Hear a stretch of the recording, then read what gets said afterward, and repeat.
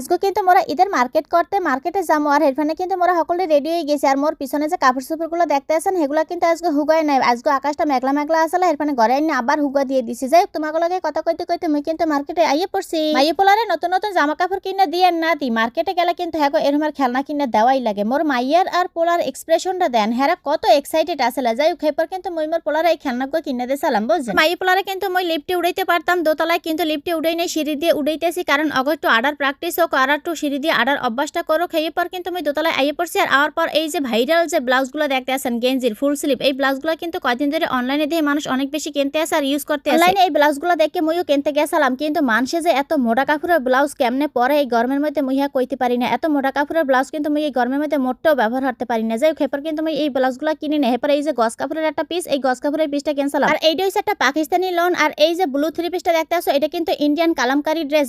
মোট ড্রেসগুলো কেমন আছে তোমরা কিন্তু